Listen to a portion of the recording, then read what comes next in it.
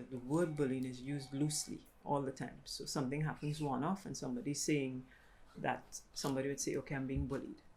And there was a need to clarify the term. There may be a case that a child is actually being bullied, but they don't say anything or you don't see any signs because you're not sure as to what constitutes bullying. So in order for us to be able to address it, we need to empower the students on what it is and how they go about standing up to something like that.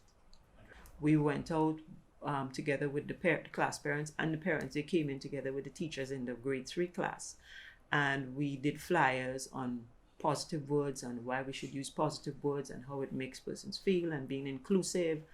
And from that we created bookmarks, and we decided that out of that we're gonna start a buddy ambassadors, be a buddy and not a bully.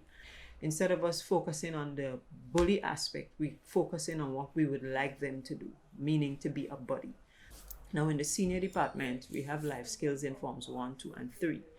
And a part of the life skills session, we started speaking about the concept of bullying, looking at videos, and it was very eye-opening for them, and then also for them to understand clearly what constitutes being a bully. And at the end of that process, they had to create something to create an awareness in their school. So they created posters and flyers, and the posters, flyers speak to what is a bully. How do you go about identifying if somebody is being bullied? If you're being bullied, how do you stand about? It's all about empowering the students. If a particular child has an experience that's negatively affecting them, they need to say something. Because when they don't say things, it manifests itself in other ways. In other words, they may, let's say for instance, you might have a child that's actually being bullied or abused at home, right? And their way of addressing it is to take it out on another child, right? We will be coming down with a strong fist and say, okay, we need to deal with this child because this child is just bullying this child, without us first finding out why is this child being a bully. There has to be something in the child's life. Nothing happens in isolation.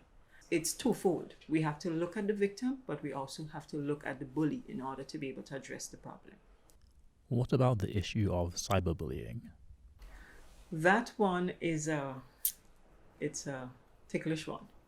We're trying our best through even life skills, but even during our IT classes and so, to sensitize students on the implications of doing such a thing.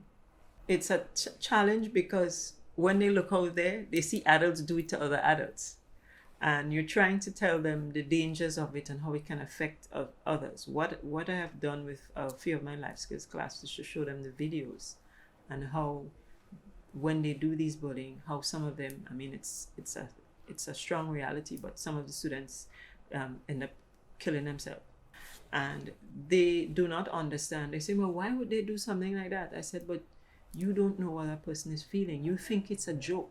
It's not a joke, and you don't understand how it can affect someone. So I think that particular one, it needs to reach outside of the school, whereby the parents, as well as the teachers, as well as society, communities, workplaces need to work with us.